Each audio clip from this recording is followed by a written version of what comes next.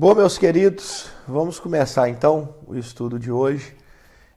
Hoje eu quero dar prosseguimento ao estudo que começamos na última semana, que falamos sobre o frutificar em Deus, né? E eu quero dar prosseguimento nesse estudo, agora sim falando sobre as obras da carne e falando sobre o fruto do Espírito. E eu quero mais uma vez me embasar e pedir que você abra a Bíblia Sagrada, se possível deixe a Bíblia aberta na sua frente nesse texto, tá? Hoje eu quero ficar bastante tempo, ou se possível toda a aula, nesse texto de Gálatas capítulo 5. Abra aí comigo, Gálatas capítulo 5, carta de Paulo à igreja da Galácia. Gálatas capítulo 5, nós vamos ler do versículo, pode ser do 16 em diante, vamos fazer uma leitura bem completa aí desse texto da palavra do Senhor. Tá? Gálatas capítulo 5, nós vamos ler do versículo 16 em diante para a nossa meditação. A palavra do Senhor diz assim: digo, porém, andai em espírito e não cumprireis a concupiscência da carne, porque a carne cobiça contra o espírito e o espírito contra a carne, e esses opõem-se um ao outro para que não façais o que quereis. Mas se sois guiados pelo espírito, não estáis debaixo da lei. Porque as obras da carne são, aqui começa, manifestas, as quais são prostituição, impureza, lascívia, idolatria, feitiçarias, inimizades, porfias, emulações, iras, pelejas, dissensões, heresias, invejas, homicídios, bebedices, glutonarias e coisas semelhantes a estas, acerca das quais vos declaro, como antes vos disse, que os que cometem tais coisas não herdarão o reino de Deus. Mas o fruto do Espírito aqui agora é o fruto do Espírito: caridade, gozo, paz, longanimidade, benignidade, bondade, fé, mansidão, temperança. Contra essas coisas não há lei. E os que são de Cristo crucificaram a carne com suas paixões e concupiscências. Se vivemos no Espírito, andemos também no Espírito. Não sejamos cobiçosos de vanglórias, irritando-nos uns aos outros, invejando-nos uns aos outros. Pois bem, nós temos esse texto aqui do apóstolo Paulo, à igreja de Galácia, que aqui ele vai falar mais especificamente sobre as obras da carne e sobre o fruto do Espírito. Bom, eu quero apenas pautar aqui com os irmãos, e você que tem aí uma caneta, você pode tomar nota de alguns detalhes aqui, que fruto é resultado de um trabalho, né? Por exemplo, quando você compra um carro, compra uma casa, você adquire um bem, geralmente a pessoa fala assim, olha, esse aí é fruto do seu trabalho, né? Fruto é resultado de uma ação, fruto é a consequência dessa ação. Então, quando nós falamos que nós temos o fruto do Espírito, é que nós temos as características, nós temos o resultado do novo nascimento. O fruto do Espírito é o resultado da obra de Cristo na minha vida. Então você pode anotar isso daí, que vai ser muito bom. O fruto do Espírito é o resultado da obra de Cristo na minha vida. Se alguém falar assim, me mostra aí agora qual é o resultado da obra de Cristo na sua vida, o resultado é o fruto do Espírito. Se alguém falar assim, não, mas me prove aí que você é uma nova criatura, me prove aí que você é uma nova pessoa, mudada, transformada, me prove. A maior prova da obra de Cristo feita na minha vida é o fruto do Espírito, que são as características que nós vamos ver aqui nessa noite. Só que Antes de falarmos do fruto do Espírito, o próprio Paulo, antes de falar do fruto do Espírito, no versículo 19, ele começa a falar das obras da carne. Antes dele falar, né, do fruto do Espírito, ou seja, da consequência do trabalho de Cristo na nossa vida, ele vai falar das obras da carne. E como bom calvinista que sou, eu quero ressaltar aqui um detalhe muito importante. Muito importante. Veja que para nós termos o fruto do Espírito, é necessário a ação de Cristo na nossa vida. Veja que para nós termos as características, os resultados do fruto do Espírito da nossa vida, é uma ação direta do Espírito Santo, é uma ação direta de Jesus. Eu não consigo produzir fruto do Espírito por mim mesmo. O que eu consigo produzir por mim mesmo é as obras da carne. Eu vou falar de novo isso aqui. Eu dou glória com isso aqui, viu? O que eu consigo produzir sozinho, a obra da carne. Agora, o que eu preciso da ação direta de Jesus na minha vida para produzir o fruto do Espírito? Se Jesus não agir diretamente na minha vida, eu não produzo o fruto do Espírito. Eu só vou produzir obra da carne. Por isso que se você for ler lá em Apocalipse, quando a Bíblia fala do juízo final, quando ela vai falar do juízo final, a Bíblia diz assim: e eles foram julgados pelas suas obras.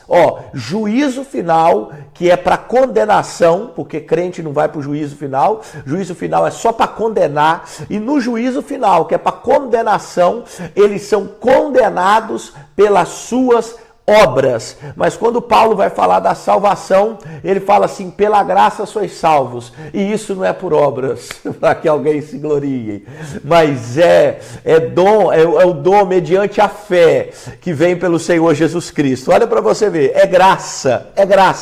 Então aqui eu te falo uma coisa: condenação é consequência das minhas obras, salvação é consequência da obra de Cristo na cruz. Para eu ser condenado, basta o Espírito Santo me deixar, que eu vou me condenar com as minhas obras, porque eu vou pender para o pecado, eu vou pender para a carne, eu vou pender para o mal. Agora, para ser salvo, não é já minhas obras, aí é a obra de Cristo, é graça, é favor imerecido, não é obra para alguém se gloriar. Charles Haddon Spurgeon tem uma frase que eu li agora há pouco, e a frase é a seguinte: é mais fácil você atravessar um oceano num barquinho de papel do que chegar no céu pelas suas próprias obras. Vou falar de novo. É mais fácil você atravessar um oceano num barquinho de papel do que você chegar no céu pelas suas próprias obras. Então a salvação é pelas obras de Cristo. Por que eu estou fazendo aqui essa diferenciação? Porque as obras da carne, basta o Espírito Santo se ausentar na minha vida, basta eu não ter vigilância, eu vou cair nas obras da carne. Porque esse corpinho lindo aí, você que está me ouvindo aí, você pode dar um tapinha na sua mão, pode até dar um beliscão no seu braço se você quiser. Esse corpinho aí mesmo, o seu corpinho de carne e osso, a natureza dele é depravada, o pecado depravou ela. É uma natureza caída, falha. É por isso que você tem que lutar todos os dias. Martinho Lutero fala: eu matei o velho homem, mas ele tenta ressuscitar todos os dias. Então, para vencer essa natureza caída, eu tenho que andar em vigilância e ter a ação direta do Espírito Santo na minha vida. Eu tenho que ter a ação de Deus na minha vida, senão eu não vou conseguir ter a graça de Deus, ter o poder de Deus, ter o fruto do Espírito. Se a ação do Espírito Santo não for direta na minha vida, eu não consigo seguir uma vida de santificação, de mudança, de renúncia, se eu não estiver cheio de Deus. Existem pessoas que querem ter o fruto do Espírito. Existem pessoas que querem ser santas, querem ser diferentes, querem ser uma nova criatura. Existem pessoas que querem viver assim, algo novo de Deus. Só que ele ou ela não busca a Deus. São pessoas que falam assim: não, eu quero viver uma vida em santidade, eu quero mudança de vida, agora vai, eu quero mais de Deus e tudo mais. Só que quando você pega a playlist de hino, não tem, a playlist do Spotify não tem um louvor. É só música de fora, é só música secular. Ele está alimentando a alma com coisas da carne. e quer ser forte no espírito. Ele não ora, ele não jejua, ele não busca, ele não lê Bíblia, ele não tem um relacionamento com Deus. O relacionamento que ele vai ter com o Senhor é assim, é a coisa mais rara do mundo, é uma vez na semana, lá no domingo. Aí a pessoa fala assim: eu quero ser cheio de Deus, eu quero ser tomado pelo Senhor, eu quero ser a cada dia transbordante pelo Espírito. Maravilha, você quer tudo isso, mas o que é que você está fazendo? O que é que você está fazendo? Essa carne que eu falei para você agora pegar, dar um beliscãozinho, essa carne aqui, ela não se converte, meu irmão. Essa carne não se converte. Você pode ver que quando a Bíblia fala acerca do diabo, a Bíblia fala assim: resistir o diabo e ele fugirá de vós. Mas quando a Bíblia vai falar de certas coisas, certas obras da carne, a Bíblia fala assim: foge da idolatria, foge da prostituição, foge. Olha para você ver, quando é obra da carne, a Bíblia manda eu fugir. Mas quando é o diabo, ela fala assim: pode resistir que o diabo fugirá de vós. Olha a diferença. Quando é algo relacionado à carne, irmãos, eu deixo aqui o conselho, né? Nós já vamos entrar nos textos agora, mas é apenas uma pequena introdução. Mas eu deixo o conselho aqui para vocês nesse exato momento. Tudo que for relacionado à carne, foge. Não vai falar: não, vou enfrentar porque eu sou bom demais. Vou enfrentar porque eu sou capaz. Eu vou, rapaz, o que é isso? Eu vou mesmo. Irmão, foge. José com a mulher de Potifar, quando ele viu que ele já estava perdendo a batalha, ele saiu correndo. Ele fugiu. Pensa, a mulher de Potifar, segundo alguns biblicistas, era a mulher mais linda do lugar. Mais linda do lugar. Se perdia para de Faraó. Então era uma das mulheres mais lindas do Egito. Agora você pensa, sujeito solteiro, tá lá sozinho, a mulher começa a chegar de graça para cima do cara. E uma mulher linda, tá? Imagine aí, ou melhor, nem imagina, mas uma mulher linda. Meu amigo, José olhou para a mulher e falou assim: eu não vou ficar aqui, eu vou sair correndo daqui. Porque carne, você tem que fugir. Você sabe por que tem muita gente que cai? Porque ele quer testar ele mesmo, ele quer se testar. Não, eu sou crente, rapaz. Eu jejuo todo dia, eu oro, oh, aleluia. Eu sou do fogo, eu sou, como diz a obreira Carla, me dá vontade de sapatear. Eu sou do fogo, do manto. Eu vou para cima mesmo. Aí o que acontece? Cai. Porque carne não é para você testar, é para você fugir. Você tem que resistir ao diabo. Então, tudo que é relacionado à obra da carne, irmão, não vai tentando, não. Tenta não vai para cima, não. Se esconde na cruz de Cristo e fuja de situações que te colocam em exposição. Porque se você for fazer o teste, se você é forte, você vai acabar descobrindo que você é fraco. Tá bom? Ó, as obras da carne, se você ainda está anotando, anote. As obras da carne, nós podemos fazer uma divisão aqui nelas, 3 divisões, né, das obras da carne. Então você pode anotar aí: a primeira divisão é pecado de ordem sexual. A segunda divisão é pecado de ordem religiosa. Eu vou repetir. E a terceira é pecado de ordem interrelacionais. Então, ó, primeira divisão das obras da carne que Paulo apresenta em Gálatas 5. Primeira divisão, pecado de ordem sexual. Segunda divisão, pecado de ordem religiosa.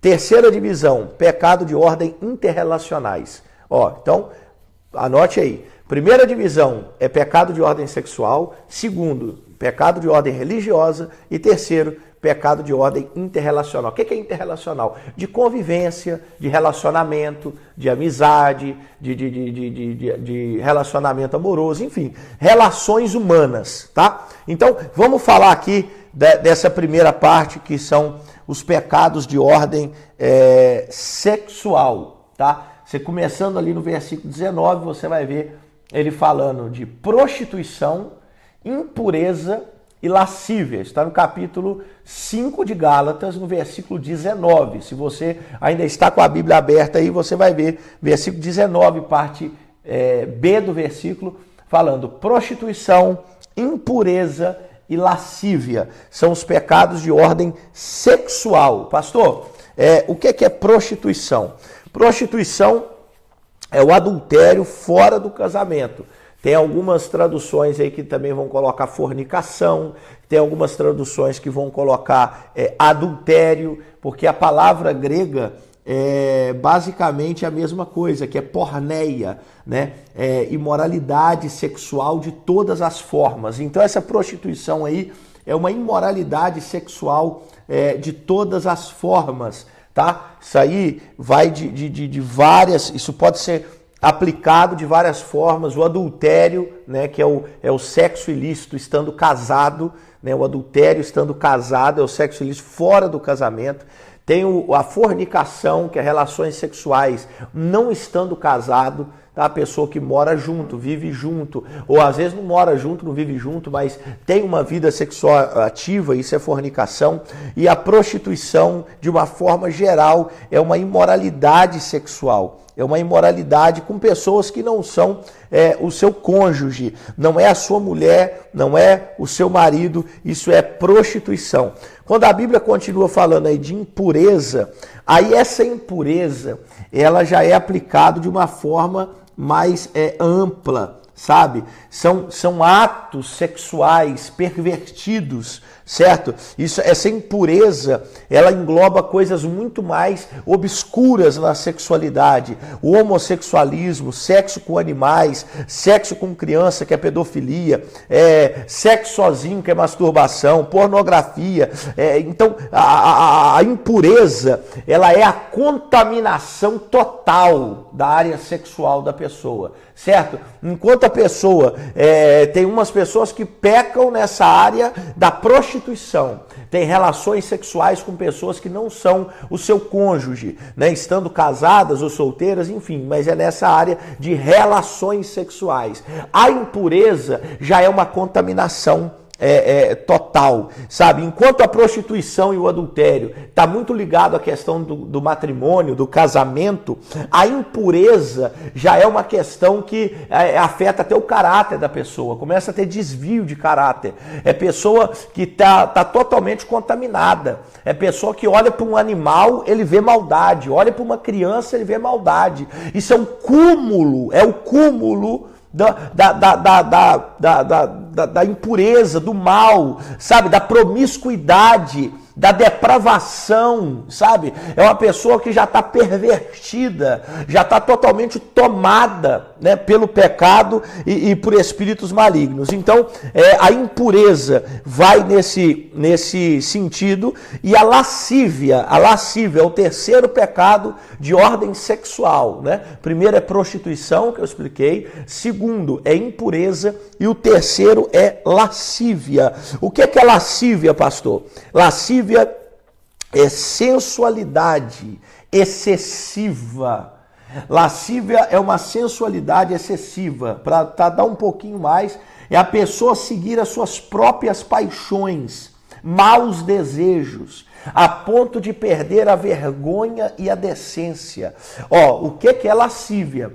É a pessoa seguir as suas paixões e desejos a ponto de perder a vergonha e a decência. Você já viu certos lugares, né? Certos encontros, certas festas, certas situações que a pessoa perdeu a noção, que a pessoa não tem mais vergonha, que a pessoa está totalmente fora da vontade do Senhor, a pessoa está totalmente depravada. A lascívia é aquela sensualidade excessiva, é uma sensualidade totalmente depravada. Você já viu certas roupas, né, que algumas pessoas usam aí na rua, dependendo, tem lugar que você anda na rua, que você vê as roupas que as mulheres estão usando, e às vezes até os homens, que é lascívia. Tem pessoas, homens e às vezes mulheres, que não sabem se vestir para ir no culto, meus irmãos. Eu dou glória a Deus pela Viva Church, porque tanto as mulheres quanto os homens, eu nunca toquei em assunto de roupa na igreja, nunca precisei tocar em assunto de roupa. As mulheres e os homens já têm a decência, lascívia. Isso é o quê? Isso é a falta da lascívia. Glória a Deus por isso. Porque a lascívia é essa pessoa que vai para essa sensualidade, entende? Vai para essa sensualidade desenfreada, vai para essa sensualidade, sabe? Essa perversão. É aquela mulher que vai com uma roupa transparente no culto, vai com uma roupa colada, é aquele homem que vai com uma calça que está tão justa que parece do Zezé de Camargo, aquela coisa, sabe? Então isso é lascívia. Sabe aquele homem que vai conversar com a mulher, ou a mulher que vai conversar com o homem, que faz aquela voz sensual, faz aquele olhar sensual, às vezes até dentro da igreja, às vezes no telefone conversando com alguém. O nome disso é lascívia. Quando a pessoa pega o telefone, oi, tudo bem? E aí, minha irmãzinha? Oi, como é que tá, meu irmão? E não sei o quê. Isso é lascívia, essa sensualidade, essa perca de decoro, de vergonha, de decência, sabe? Às vezes as pessoas me perguntam, mas aqui na igreja tem doutrina, tem uso e costume, tem... A doutrina e o uso e costume falando de roupa é decência e ordem. A pessoa tem que ter pudor, a pessoa tem que ter decência. Se você precisar ir em qualquer lugar com a roupa que você está no culto, você vai, ou você tem que ir em casa pegar uma roupa maior. Então lascívia é essa sensualidade no se portar, no falar, no vestir. Quando a pessoa começa a expor essa sensualidade de uma forma exacerbada, o nome dessa obra da carne é lascívia. Ele está tentando expor essa sensualidade e tirar as pessoas da bênção. E olha só, uma coisa que eu te falo. A pessoa que usa esse tipo de roupa e faz alguém pecar, ela se torna culpada desse pecado. Sabe, mulher que vai na igreja com roupa sensual, que homem fica lá, meu Deus, misericórdia, misericórdia, essa mulher também se faz errada do pecado, certo? Então, assim, muita atenção com esses pontos de lascívia, sabe? Eu vou nos lugares e tudo mais. É por isso que a gente fala para para ser cheio do Espírito Santo. O nosso corpo é templo do Espírito Santo. E uma vez que o nosso corpo é templo do Espírito Santo, nós tomamos atenção com aquilo que nós vestimos, com aquilo que nós nos portamos e como falamos, tá? Então a primeira classe de pecados, a primeira classe de obra da carne que o apóstolo Paulo trata são os pecados de ordem sexual. Indo para a segunda parte, Paulo também vai tratar agora dos pecados de ordem religiosa, tá? De ordem religiosa. O primeiro que ele trata está no versículo 20, idolatria. Eu vou citar já outros aqui para gente avançar, né? Que ele fala de idolatria. Idolatria, é o de ordem religiosa. Então, quando você vê esse pecado que o apóstolo Paulo fala da idolatria, é tudo aquilo que ocupa o lugar de Deus na minha vida. Em outras palavras, pode ser uma adoração a espíritos, a pessoas, a ídolos. Pode ser tudo aquilo que toma o lugar de Deus na sua vida. Por exemplo, tem gente que idolatra o carro, tem gente que idolatra a casa, tem gente que idolatra o celular, tem gente que idolatra um bem financeiro, tem gente que idolatra uma pessoa. Não, meu pai, ele é perfeito. O meu pai é a melhor pessoa que eu conheço nessa vida. O meu pai e não sei o que, ou seja, e cria-se uma idolatria na pessoa do pai, ou cria-se uma idolatria na pessoa da mãe. Não, a minha mãe é uma guerreira, a minha mãe, ela faz e acontece, não sei o quê, e aquilo vira um sentimento idólatra, sabe? Porque quando a gente fala de idolatria, parece que a gente está colocando só a questão da imagem, né? Se eu pegar a imagem, se eu pegar uma correntinha, se eu pegar aqui uma foto de um santo, pôr na parede, ficar orando, rezando para ele, isso daí é idolatria. Também é. Só que o crente também tem que lembrar que idolatria é aquilo que ocupa o lugar de Deus no meu coração. Então tem gente que está idolatrando novelinha brasileira, novelinha mexicana. Tem gente que está idolatrando Instagram, WhatsApp, que não sai disso. Tem gente que está idolatrando as coisas do dia a dia. Tem gente que está idolatrando a sua própria rotina. E Deus não tem mais espaço na rotina dele. Se tem uma coisa que eu ando vendo muito na igreja nos dias de hoje, são pessoas que estão fazendo compromissos e na agenda dele não tem espaço para Deus. Ele faz agendas, compromissos e tal e tudo mais. E Deus fica para onde? Não, Deus fica com o restinho do tempo que sobrar. Hoje eu estava conversando com uma pessoa e eu disse assim, olha, você quer que a sua vida seja honrada por Deus? Quando você for fazer a sua agenda semanal, primeiro, você coloque os compromissos que você tem com Deus. E o que restar, aí você coloca as suas coisas. Meu irmão, dê a primícia para Deus, depois você me fala se a sua vida vai para frente ou não vai. Coloca Deus em primeiro lugar e o resto para as outras coisas, porque isso é Bíblia. Ele falou assim, buscai primeiro o reino dos céus e as demais coisas e o resto vai ser acrescentado. Então, quando eu tenho essa consciência, que eu coloco as coisas de Deus em primeiro lugar, e o restante eu vejo depois, é totalmente diferente de eu colocar os meus compromissos, e o resto eu deixo para Deus. O resto, deixa eu ver que tempo que sobra aqui para mim orar, deixa eu ver que tempo que sobra para mim ir na igreja, deixa eu ver qual que é o tempo que sobra para mim ler uma Bíblia, deixa eu ver aqui, já arrumei a minha agenda semanal, deixa eu ver o que está sobrando aqui para mim fazer alguma coisinha na igreja. Ah, essa semana não sobrou nada. Irmão, isso aí é idolatria. Você vai me desculpar. Mas se está ocupando o lugar de Deus, é idolatria. E Deus não divide lugar com outro Deus, com D minúsculo. Deus quer o lugar primordial, o lugar primicial do seu coração. Ele quer tudo de você. É por isso que ele quer a primícia, ele quer o primeiro, ele quer a honra, ele quer que você coloque ele no centro. A pessoa que coloca Deus no centro da sua vida é uma pessoa que não é idólatra. Então, pecado de ordem religiosa é essa questão da idolatria. É eu idolatrar algo e esse algo vira o meu Deus. Tem pessoas que idolatram o Deus que a Bíblia chama lá, o Mamon, que é o Deus do dinheiro. E isso acontece muito no nosso contexto de Europa, que a pessoa estava no Brasil, a pessoa trabalhava male 8 horas, male. Hora de almoço, 1h30. Irmão, fala que não é. No final eu vou abrir o áudio aqui, vocês vão falar. 1h30 de almoço, chegava no Brasil lá pelas tantas, 8 e pouca, 9 horas, e já rapidinho já vinha para casa. Aí quando vem aqui para a Europa, no Brasil, meu amigo, ia no culto todo dia. Se tivesse de segunda a segunda, tava. Mas quando vem para a Europa, ele vira idólatra, porque ele coloca o mamor no centro do coração dele. Aí a pessoa que no Brasil era tranquilo, de boa e tudo mais, ele vem aqui para a Europa, ele começa a trabalhar domingo, sábado, segunda à noite, terça à noite, quarta à noite, quinta. Vira aquele alvoroço. O cara quer trabalhar 24 horas no dia, quer fazer dinheiro. Aí você fala assim, ô varão, vamos lá na igreja? Não posso, estou trabalhando demais. Ô varão, vamos lá, vai ter um culto lá especial. Não posso. Ó, tem uma oração que a gente faz, não, estou trabalhando.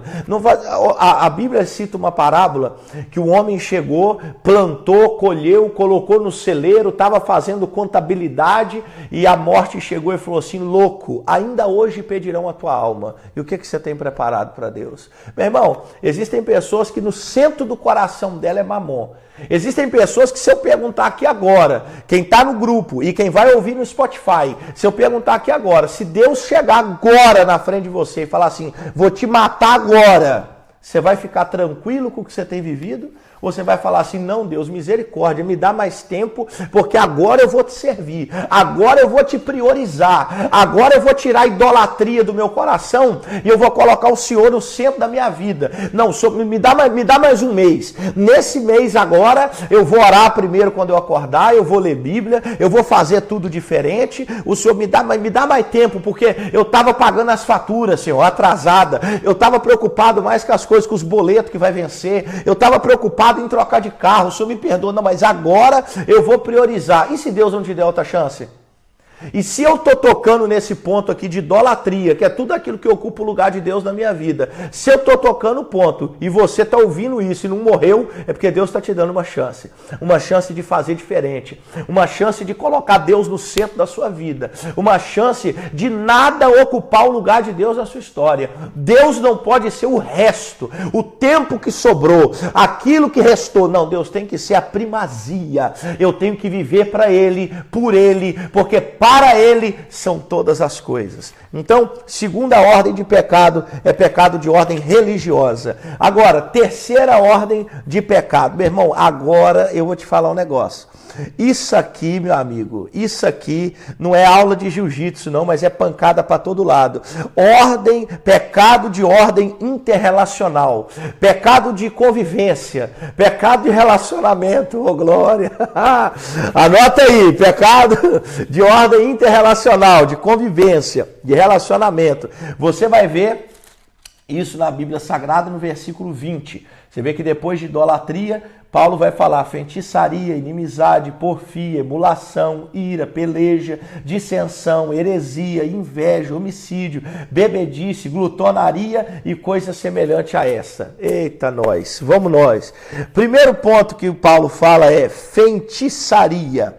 Essa feitiçaria é do grego farmakeia, que fala de espiritismo, magia negra, adoração a demônios, outros materiais, adoração a outros materiais na prática de feitiçaria e também manipular pessoas. Essa feitiçaria também está ligado a usar dons espirituais para manipulação. Irmão, usar dons espirituais para manipulação de pessoas. Você pode ver que a pessoa que está relacionada com prática de feitiçaria são aquelas pessoas que falam assim, começa a manipular pessoas. Não, você compra uma garrafa de cachaça, traz aqui um frango assado, vamos na encruzilhada, me dá 1.000 euros e eu vou fazer um trabalho para você.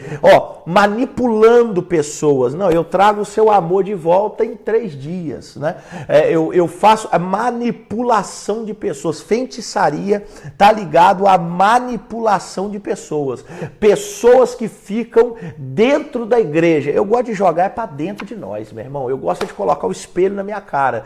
Pessoas que estão dentro da igreja, que têm o dom de Deus e aproveitam do dom que tem para ficar manipulando pessoas, jogando com pessoas, fazendo pessoas como se fossem peças em tabuleiro de dama, em tabuleiro de xadrez. Essa manipulação para o erro, para o pecado, para a rebeldia, o nome disso é feitiçaria.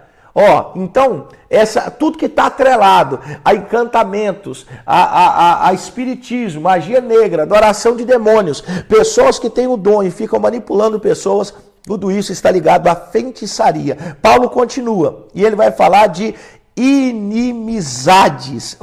Meu irmão, essa obra da carne aqui é mais comum do que a gente imagina, sabe? Sabe aquela pessoa que você fala assim, eu não consigo nem olhar na cara.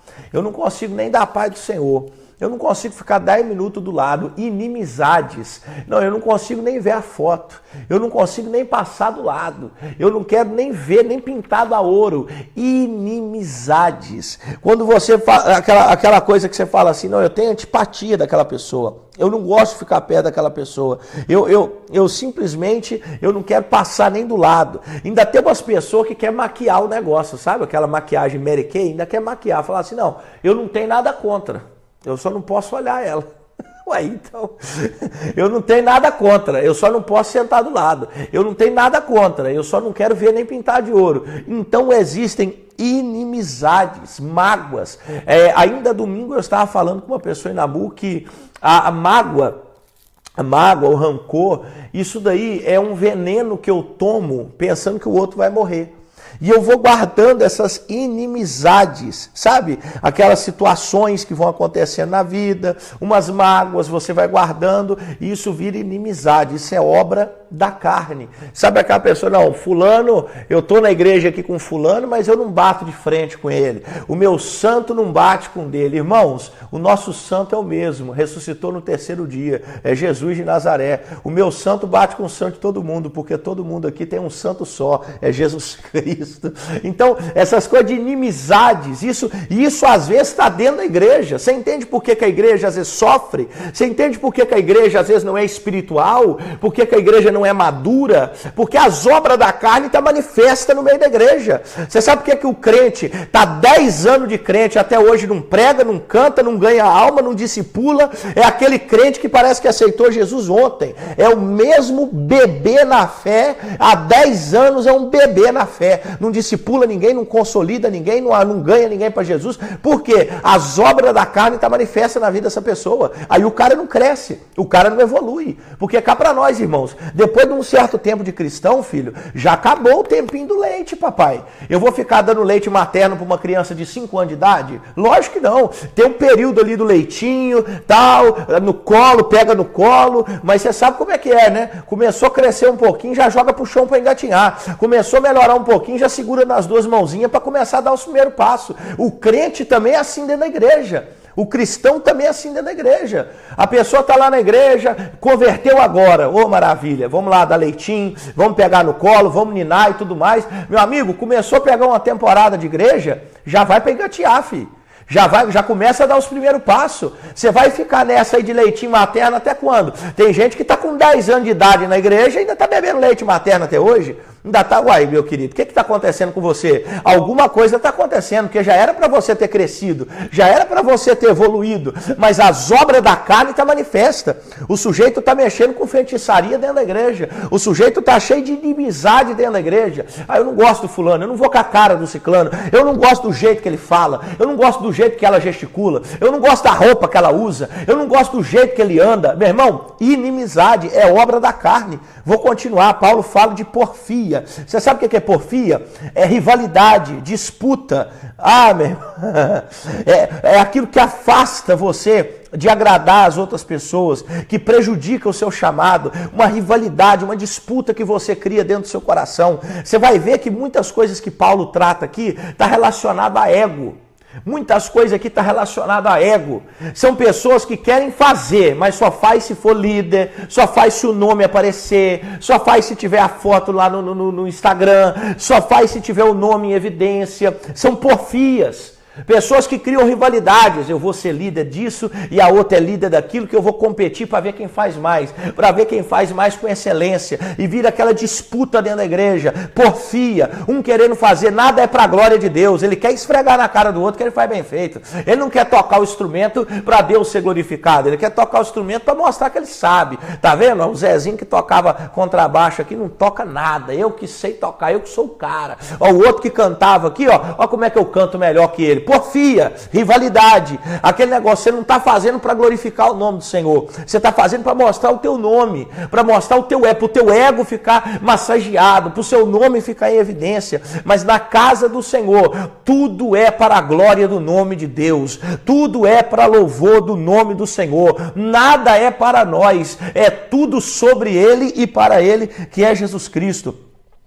Paulo continua e ele fala de emulação. O que é emulação? São ciúmes excessivos. Ciúmes excessivos. Irmão, tem pessoa que tem emulação dentro do casamento, dentro do relacionamento. É aquela pessoa psicótica. É aquela pessoa que, meu amigo, só falta ouvir vozes. A pessoa fica assim, é um ciúme doentio. É um ciúme que chega a paralisar a pessoa. A pessoa é desconfiada, desconfia até da própria sombra.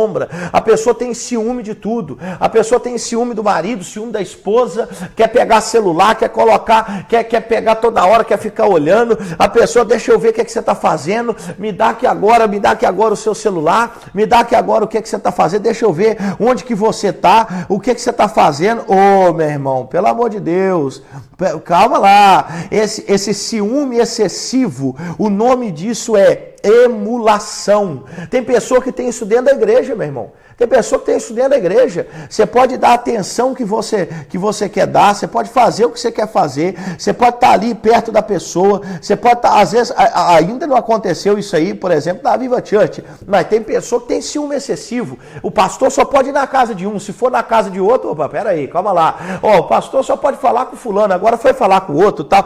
Essas coisas dentro da igreja, esse ciúme, essa coisa quase que psiquiátrica, isso é emulação. É uma obra da carne, porque a pessoa ciumenta ao extremo é uma insegurança que ela tem dela mesma, é uma insegurança que ela tem de amor próprio, é uma insegurança que ela tem da pessoa dela. Isso é uma obra da carne, porque você tem que saber quem você é diante de Deus, você tem que saber a esposa que você é dentro de casa, e o marido que você é dentro de casa, e o servo de Deus que você é dentro da igreja. Você não precisa ter essa insegurança, esse ciúme doentio, essa emulação, essa obra da carne. Outra obra da carne que Paulo fala é a ira. Ira, meu irmão, quando a Bíblia fala de ira, é uma raiva excessiva, a ponto de você falar palavras violentas, tomar atitudes por impulso. Isso é ira. Se você for ver, eu tenho uma tradução aqui que fala que ira é uma fúria explosiva que irrompe através de palavras e ações violentas. Meu irmão, a Bíblia fala assim: ireis, mas não pequeis. Olha para você ver. O problema não é nem o irar, o problema é o que vem depois, é o pecar. O problema é que a pessoa ira, e quando ela ira, que ela explode, ela fala besteira, ela ofende, ela grita, ela xinga, fala palavra torpe, fala palavrão. Irmãos, eu já vou abrir um parênteses aqui, que eu já vou aproveitar que eu estou no gás e eu já vou falar tudo. Cuidado com palavra torpe, viu? Cuidado com palavrão. Eu fico vendo, tem hora, umas pessoas que soltam umas palavras que eu olho assim, que eu falei: eita glória, da onde que tá vindo isso aí? Mão pra trás, qual que é o teu nome? Meu irmão, uns palavrão, uma ira, mete o dedinho no móvel, já solta um palavrão daquele. Ah, filho da... É o quê? Filho de quem? Irmão, cuidado com palavra torpe. Ireis, mas não pequeis. Essa obra da carne chamada ira tá ligado à consequência que ela traz. A consequência, a pessoa ira, grita com a mulher, grita com os filhos, grita com alguém no serviço, grita com outra pessoa, vive irado, vive brigando. Aí depois dá glória a Deus, depois dá aleluia, levanta a mãozinha para cima, canta lá: essa casa, sua casa, nós deixamos para você. Mas lá fora na rua, o sujeito ira, é um carro que te fecha no trânsito, você xinga a mãe do companheiro, é alguma coisa que dá errado na sua frente, você xinga a pessoa. Ira, isso é uma obra da carne, a pessoa que está irada. É um vocabulário, tem pessoas que têm um vocabulário, meu irmão, que não condiz com o servo do Senhor, que não condiz com o servo do Senhor Jesus Cristo. É um vocabulário chulo, baixo, que não compete àquela pessoa que nasceu de novo. Compete à pessoa, o velho homem, que está lá ainda na obra da carne e da ira, né? São pessoas que parecem sal da quebrada e está na igreja, está lá na quebrada. E aí, como é que é? Tá louco? Tá louco? Que é? Mano, peraí, segura, respira, vamos melhorar isso daí. Então, quando eu tenho essa obra da carne, que é a ira, o maior problema é o resultado que a ira provoca, é o depois da ira, quando eu iro e peco. Esse que é o problema da ira. Paulo continua e ele fala de discórdia. Discórdia, olha para você ver como é que tem tanta coisa ligada aqui a ego. Discórdia fala de luta por poder, ambição egoísta, se achar mais do que o outro. O apóstolo Paulo fala que eu tenho que considerar o meu irmão melhor do que eu, considerar o meu irmão maior do que eu. Isso daí é o conselho do apóstolo Paulo, considerar o irmão maior, considerar o irmão melhor. Mas o que a obra da carne e da discórdia faz? A obra da carne, chamada discórdia, causa em mim uma luta pelo poder. Eu quero me achar mais do que o outro. Não, eu sou melhor do que ele. Eu organizo melhor, eu limpo melhor, eu canto melhor, eu prego melhor. Quando eu faço, fica bem feito. Quando eu faço, a coisa acontece. Quando eu pego no microfone, o céu desce, quando eu começo a falar Senhor, meu Deus e meu Pai, pela entonação da minha voz, eu vejo que o povo se derrete. Isso é uma obra da carne, chamada discórdia. Ela cria, ela infla o ego humano, ela cria dentro de você uma falsa sensação de superioridade, meu irmão, e quanto mais alto você fica, maior é a queda. E a minha aleluia. E se tem uma coisa que precede a queda é a soberba, mas a humildade, oh aleluia, a humildade precede a honra. Então discórdia é luta por poder, ambição egoísta, só quer saber dele, ele quer chegar, ele quer fazer, como eu disse, não é para a glória de Deus, é o nome dele, ele quer chegar, ele quer mostrar que ele é o bonzão, que ele é o rei da cocada, da branca e da preta, ele é o rei, ele é o maioral. Isso é obra da carne. Paulo continua falando de dissensões. Dissensões são essas desavenças que se criam no meio da igreja. Desavença particular, desavença pessoal entre as pessoas, desavença política, desavença social, desavença. Por isso que Paulo fala para não se perder em vãs conversações, em debates que não tem motivo nenhum, que não tem sentido nenhum. Sabe, essas dissensões dentro da igreja, também nós podemos pegar aqui outra variante de dissensões, que é introduzir ensinos cismáticos na congregação sem qualquer respaldo da palavra de Deus. É eu começar a trazer coisa para a igreja que não tem respaldo na Bíblia. É eu criar dissensões no meio do povo. Você sabe o que é dissensões no meio do povo? Eu vou dar um exemplo para vocês aqui. O pastor chega lá no culto e o pastor fala assim: olha, meus irmãos, nós não podemos aqui fumar maconha, tá? Então não pode, é uma obra da carne e tudo mais. Aí a pessoa que quer viver na dissensão, ela cutuca a pessoa do lado e fala assim: aí, mas cadê o versículo? Não, isso aí é... Cara, eu fumo tem 5 anos, tô de boa, não sou viciado, não vivo sem, mas... Eu não vivo sem, mas eu não sou viciado, graças a Deus. Tem 15 anos que eu uso, mas eu não sou viciado. Eu não falho nem um final de semana de fumar uma maconha, mas eu não sou viciado, graças a Deus. Eu sou liberto. A hora que eu quiser parar, eu paro. Eu só não quero parar agora. Então, essas dissensões são coisas que a pessoa fica retrucando, criando ali uma brecha. O ministério prega uma coisa, ele vai lá e inflama ele cria dissensões. Ele vai lá, ele joga fermento aqui, ele joga fermento ali, ele cria uma conversinha lá. Vamos acelerar, que tem muita coisa pela frente, meu Deus. Então ele vai criando dissensões dentro da igreja. Dentro do dissensões, Paulo fala de facções. Eita! Facções é essa pessoa que usa dessas dissensões para criar grupos isolados.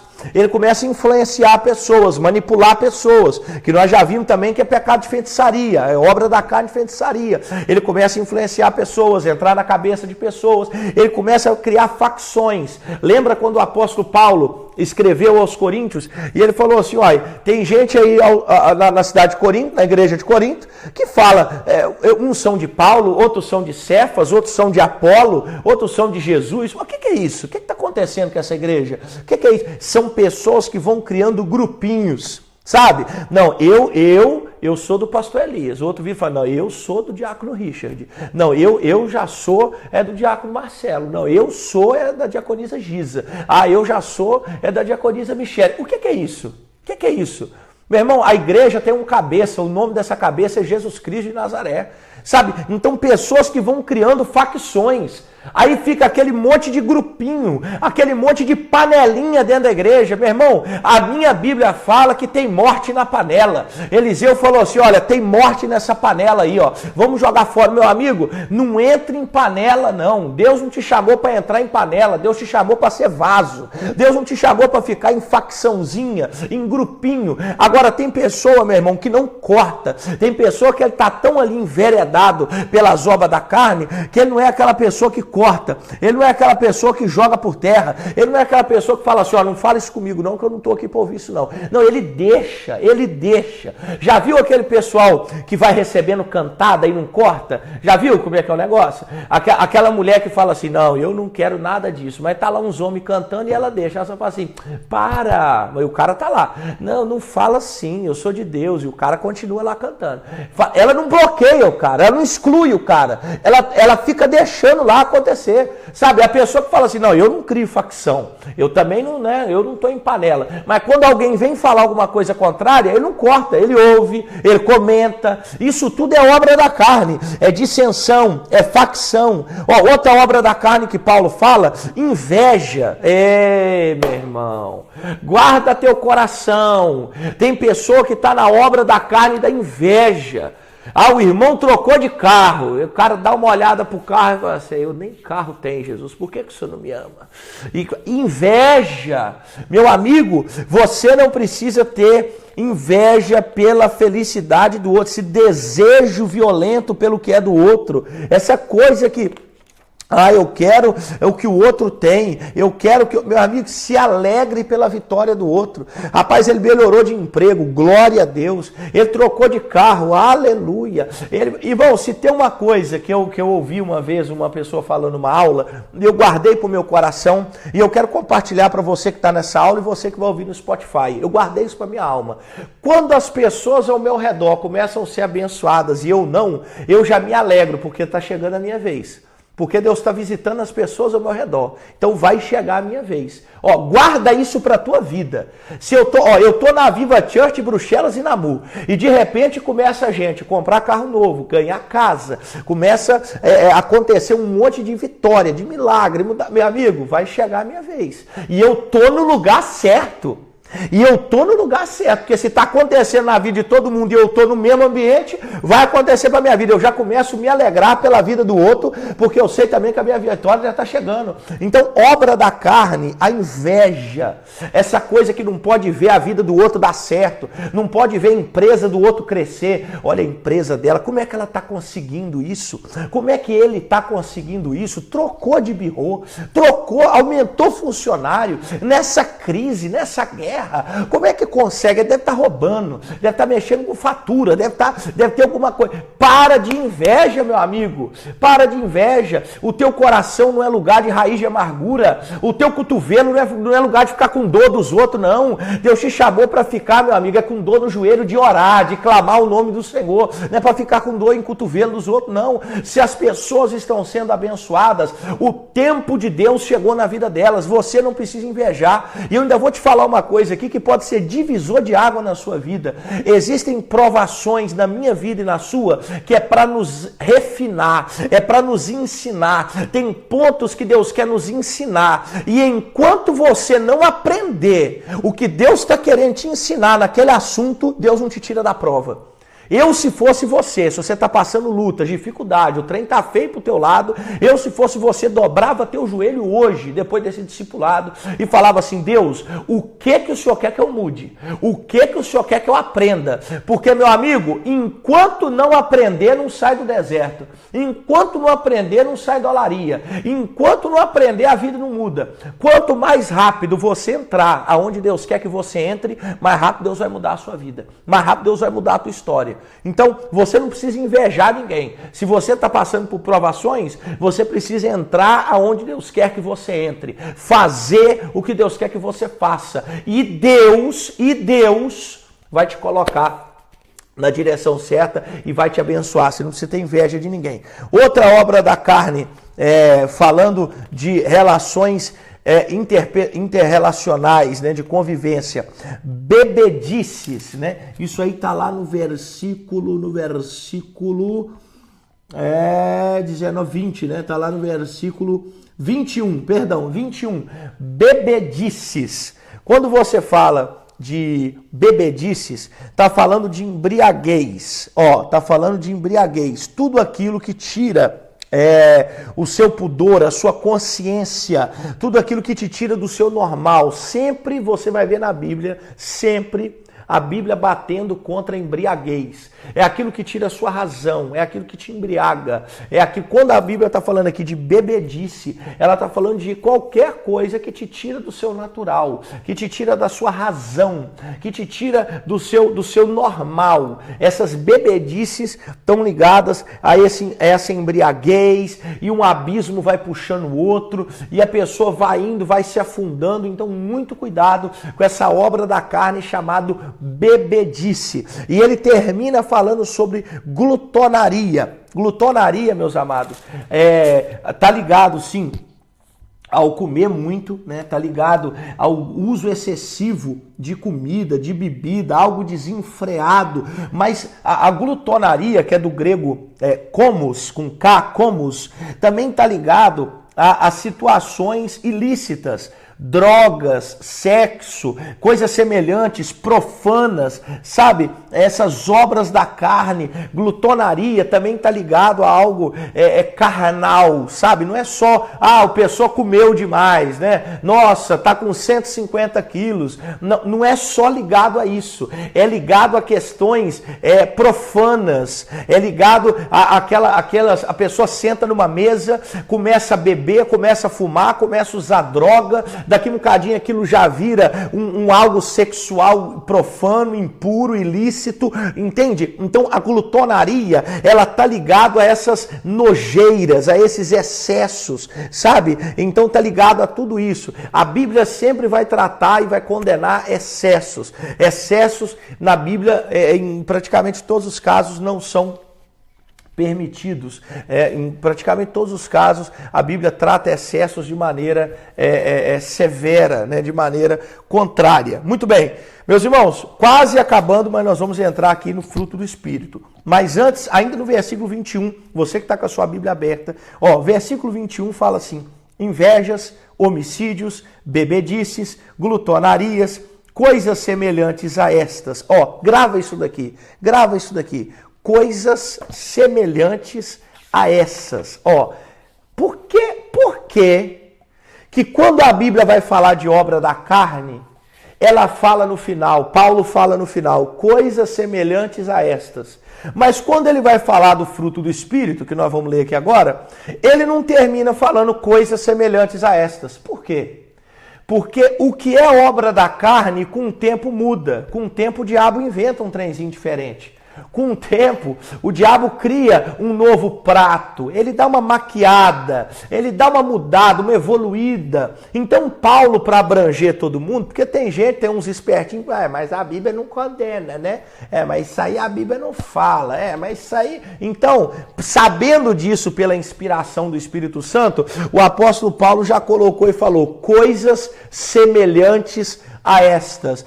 Porque as obras da carne podem se variar e podem ser muitas, mas o fruto do Espírito não tem coisas semelhantes a essas. Por quê? Porque a ação de Deus é a mesma ontem, e é a mesma hoje, e será a mesma amanhã. Porque o escritor aos Hebreus disse que Jesus Cristo é o mesmo ontem, hoje e eternamente. Nele não há mudança, nem sombra de dúvida, nem variação e nem equívoco. Oh, glória! As obras da carne podem mudar, mas a obra do Espírito é a mesma. Aleluia! Nele não tem mudança. Vamos lá falar do fruto do Espírito para a gente ver se conclui, porque semana que vem eu tenho um assunto maravilhoso para tratar com os irmãos. Versículo 22. Mas o fruto do Espírito é caridade. Tem algumas traduções que falam amor, né? Tem algumas traduções que falam amor, mas primeiro ponto aí é caridade, que é esse amor. Esse amor é algo, meus irmãos, que sai do natural, tá? Essa caridade, esse amor, é uma característica do fruto do Espírito, né? Essa caridade, esse amor, é algo que sai do natural, sabe? O que é essa caridade, né? Que no grego é ágape, é o interesse, a busca do bem maior de outra pessoa, sem nada querer em troca. Irmãos, isso aqui é o Evangelho. Isso aqui é o Evangelho. Se você prestar bem atenção nessa primeira característica do fruto do Espírito, é o Evangelho. É você querer o bem da pessoa sem querer nada em troca. Irmãos, se tem uma coisa que eu sempre falo, sempre falei com alguns irmãos, os irmãos que nunca ouviram vão me escutar agora, que o amor que eu tenho pelas pessoas independe de quem essas pessoas são do lado de fora da igreja. Mas lá fora o sujeito é patrão de 30 funcionários, mas da porta para dentro é ovelha. E a ovelha, igualzinho, a mesma coisa. Eu não quero nada em troca. Eu amo a pessoa sem querer nada em troca. Ah, mas a pessoa é muito rica. Lá fora, aqui é ovelha. Eu falo com as pessoas e trato das pessoas. Aqui dá 50 cêntimos, aqui dá 1.000 euros. Para mim, tanto faz. A caridade, esse fruto do Espírito que promove caridade, o amor ágape, é quando você ama pessoas e não que elas têm. Você ama pessoas, você ama aquela vida, você ama aquela pessoa, você ama aquela família e você quer ajudar, você quer fazer sem querer nada em troca. Se a pessoa vem de metrô ou se vem de carro, se ela vem de jatinho para a igreja ou se ela vem de trotinete, não importa. O amor do fruto do Espírito é ágape, independente se ele vai agradecer ou não, se ele vai falar alguma coisa ou não. Tem pessoa que se ela fizer alguma coisa e você não fazer uma carta de agradecimento, 3,5, aquele avião passando no céu com aquela bandeira falando o nome dela, muito obrigado, ela fica triste. Ou seja, ela não está fazendo com amor ágape. Quando ela faz alguma coisa, ela não faz com amor ágape, porque a pessoa que tem o amor ágape, essa característica do fruto do Espírito, ele faz sem querer nada em troca. Sabe, se recebe algo em troca, glória a Deus, mas se não recebe nenhum obrigado, ele está feliz igual. Por que ele está feliz igual? Porque ele tem o fruto do Espírito da vida dele. Ele não está fazendo pelo outro, ele está fazendo por aquilo que Deus fez na vida dele. O que ele faz é consequência do que Deus fez na vida dele. Entende? Então o primeiro aí é a caridade, ou seja, o amor ágape, né? O segundo ponto aí que a Bíblia fala é o gozo, do grego chara, que é uma sensação de alegria baseada nesse amor. Sabe, na graça, nas bênçãos, nas promessas de Deus. Sabe, irmão, quando a Bíblia fala esse termo aqui, gozo, na alma, é uma alegria que transcende. É uma alegria que transcende. Você quer entender bem claro o que eu estou falando e o que a Bíblia está falando de gozo?